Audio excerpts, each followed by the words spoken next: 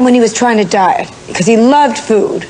Well, he would just stay up in his room, and he wouldn't come out. And would you stick with the diets? He used to love it by the pool. I'd set everything up so he could lay there in peace.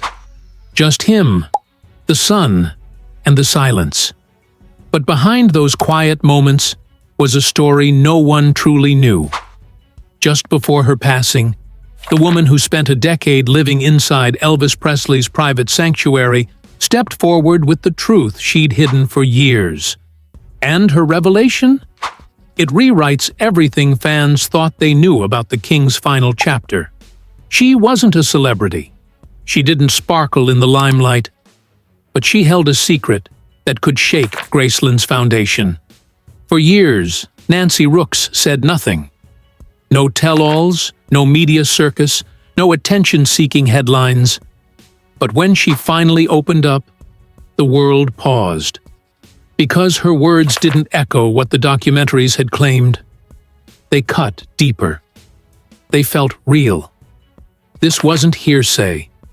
It was the voice of someone who had been there, behind closed doors, inside the walls that the world only saw from behind velvet ropes. Long before Graceland became a museum, it was a home. A lived-in, chaotic, soulful place, and at the heart of it was a woman barely known outside the Presley circle. Nancy Rooks wasn't hired through fame or fortune. Her first day was a fluke, a temporary placement through an agency when another maid fell ill. But Vernon Presley saw something in her, a kind of steady presence that Elvis himself came to value. What began as a short-term assignment evolved into a 10-year journey into the heart of one of America's most private legacies. She started with a mop and ended up with a key to the inner rhythm of Graceland. Nancy became more than a housekeeper. She cooked, managed schedules, and kept order in the beautiful chaos that surrounded Elvis. Midnight meals of peanut butter sandwiches and fried pickles. Cornbread and meatloaf made with the same care a mother might use. Elvis didn't live by the clock, and neither did she. He rose late, dined late, and sometimes stayed up till dawn. Nancy followed his lead. Her shift started around dusk. That's when Elvis might shuffle downstairs, barefoot or in slippers, hair tousled, unpredictable. Some nights he was warm and talkative. Others, he said nothing at all. But Nancy knew how to read those silences. She didn't see a superstar, she saw the man behind the myth. The one who wandered the halls in a robe, craving something as simple as peach cobbler. The one who just wanted to be normal for a moment. Nancy witnessed it all. The guests, the girlfriends, the late-night laughter and long silences. But what she saw most clearly was the weight Elvis carried once everyone left. There were moments when he'd sit with his grandmother and ask Nancy to join them in singing an old hymn. Not for show, just softly in the kitchen, like a memory being whispered back to life. Those moments stayed with her, buried in her heart like sacred keepsakes. Unlike others, Nancy never exploited her position. When tabloids circled and opportunists cashed in on Elvis's legacy, she stayed quiet. Fans sent letters, begging for stories. She answered politely, never crossing the line. He was kind, she'd write. He was funny, generous. And she left it at that. When she did decide to speak publicly, it was through her books. Quiet, thoughtful recollections, not sensational reveals. Titles like The Maid, The Man, and The Fans, or Inside Graceland offered something different. Humanity. Her memories weren't about shock, they were about honesty. She described the rhythms of daily life, his preferences, his moods. Even the day Elvis passed, every detail she shared felt measured, intimate, careful. But there were still things she kept to herself. Stories she never told. Truths she may have feared would be twisted or misunderstood. Perhaps that silence was a form of loyalty. Or perhaps some memories simply felt too personal to give away. Nancy was never in the spotlight, but she was always in the room. In the hallway when Elvis returned from the studio. In the kitchen when he asked for something sweet.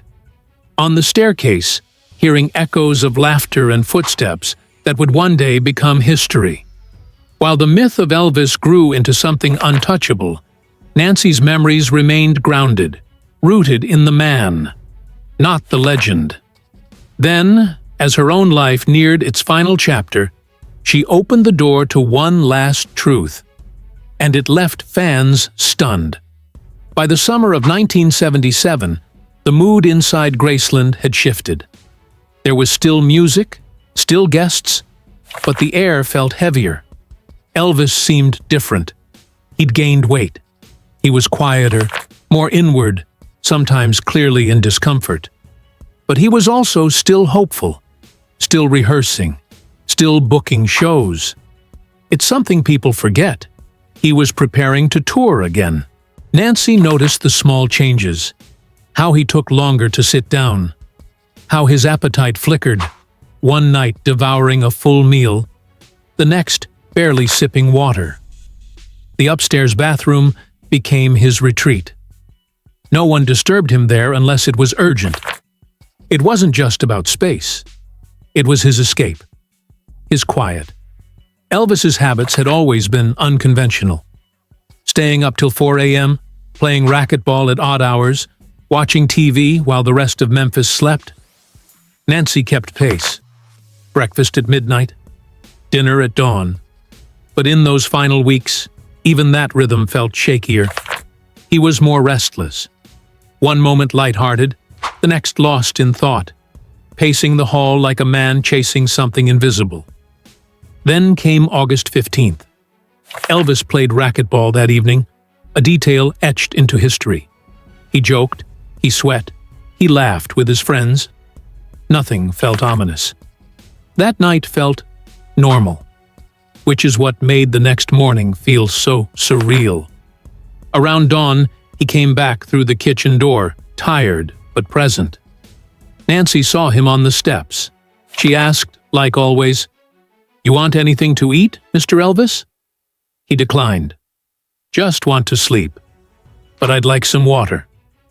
She called Pauline, who handed him one of those plastic pitchers with a grip, something meant for orange juice. What happened next would never leave her mind. It wasn't the chaos that stayed with her, it was the quiet. That final moment when he turned to her, not as a star, not as a legend, but simply as a tired man, and asked for water. That's what echoed for Nancy Rooks. Not the ambulance sirens, not the panic that would fill Graceland just hours later, but that brief, wordless exchange. She had spent 10 years learning how to read his moods, his silences, his needs before he spoke them. And in that moment, something felt different. Not alarming, just quiet. As if he was finally exhaling after carrying the weight of the world on his shoulders for too long. He didn't ask for much, just something cold to drink. Then he disappeared up the stairs for what would become the final time. Hours later, Ginger Alden would discover him in that upstairs bathroom, unresponsive.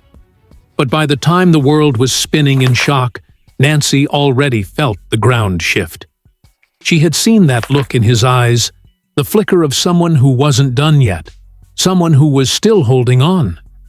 The world clung to headlines and medical reports, but Nancy was holding something else entirely. Something she never said aloud. Until now.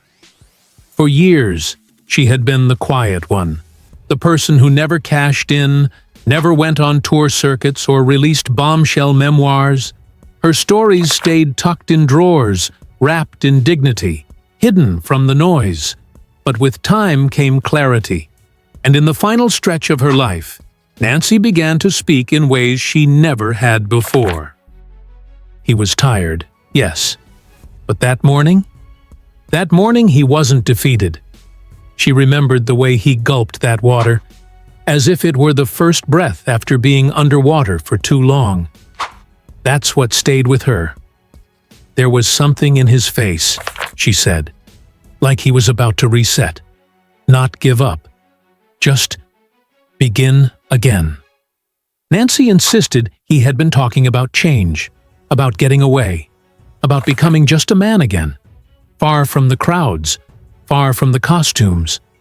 "I wish I could just disappear," he'd said once, half laughing, but with a sincerity that lingered long after. And it wasn't just talk.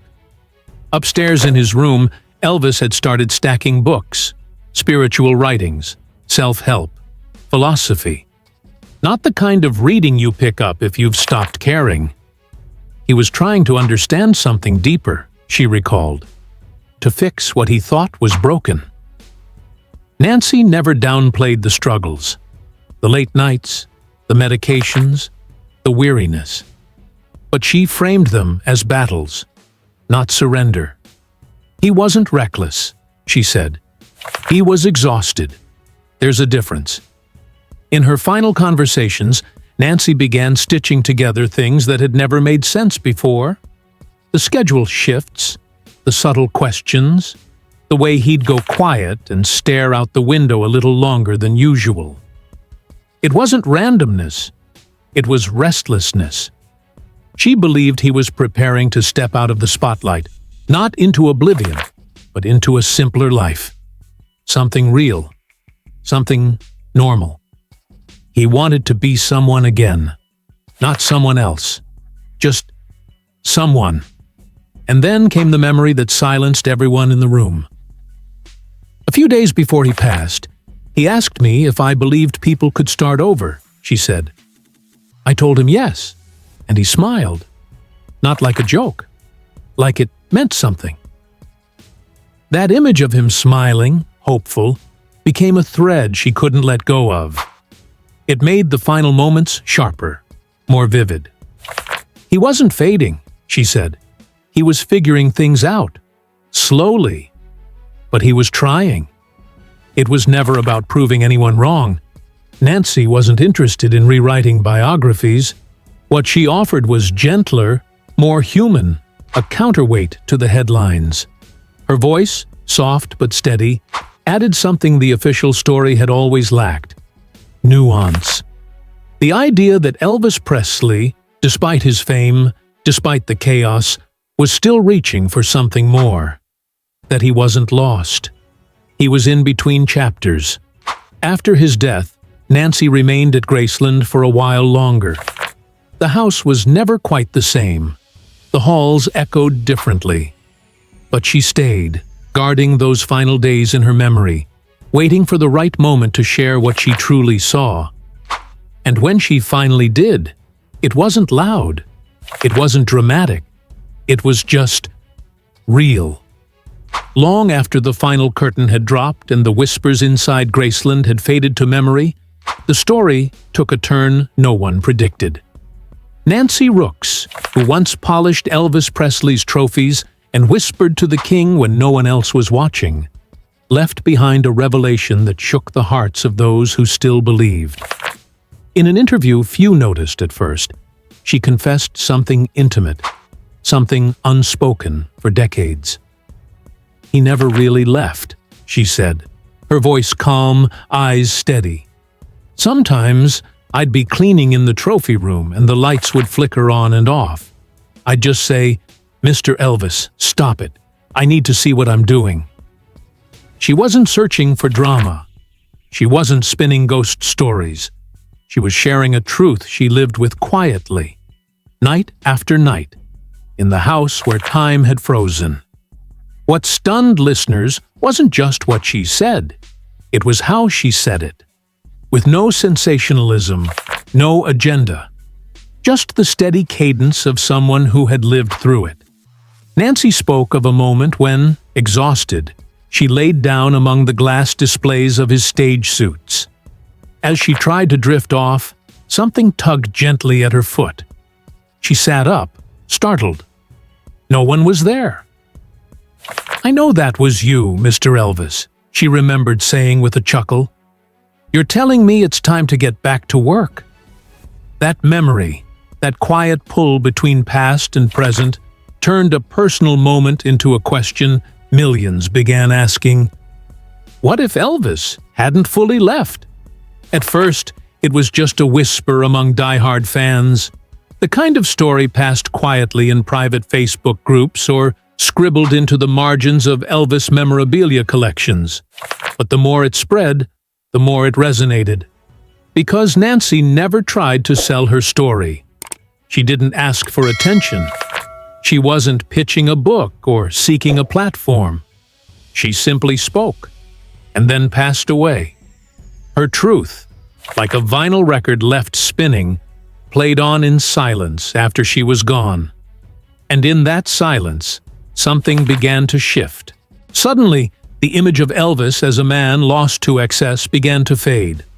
Fans started watching old interviews again, scouring the grainy footage from his final concerts, not to look for decline, but for signs, traces of intention, of plans left unfinished. One fan wrote, "Nancy changed the way I see it all." Maybe he wasn't retreating from life. Maybe he was preparing for a second act no one let him have. That idea, so subtle, so powerful, reignited a longing among those who never stopped loving him. Not just for the star they'd lost, but for the man behind the rhinestones. And then came the skeptics. Some questioned her timing, wondering why she waited nearly 45 years. But even critics admitted, Nancy had nothing to gain. Her words came not with theatrics, but quiet weight. In the corners of the Elvis community, scholars started rethinking his last days. Not rewriting facts, but reinterpreting them. What if his downfall wasn't carelessness, but exhaustion? What if he was planning a change? An escape from the image that had become his prison? For those who knew Nancy, the story rang true. She never said more than she meant, one former Graceland staffer shared.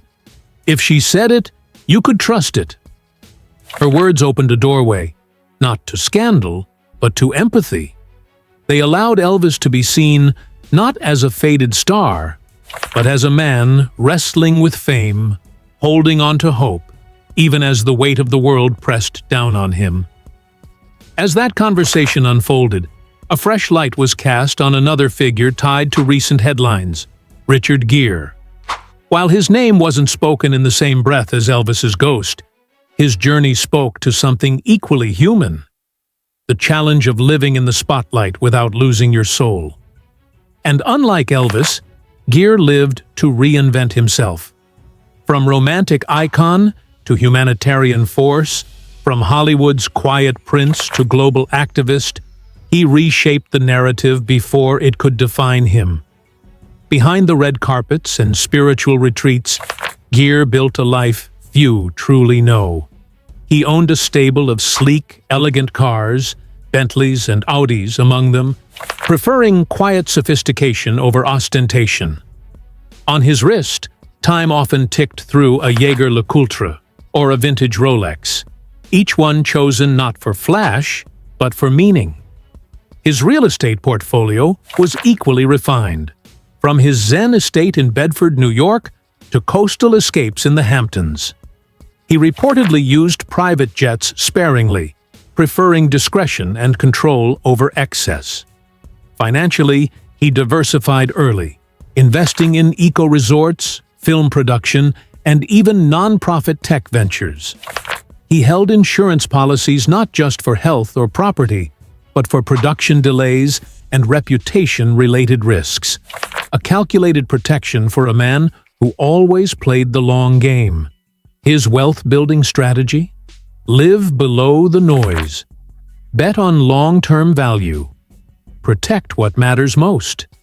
And that's the lesson that lingers.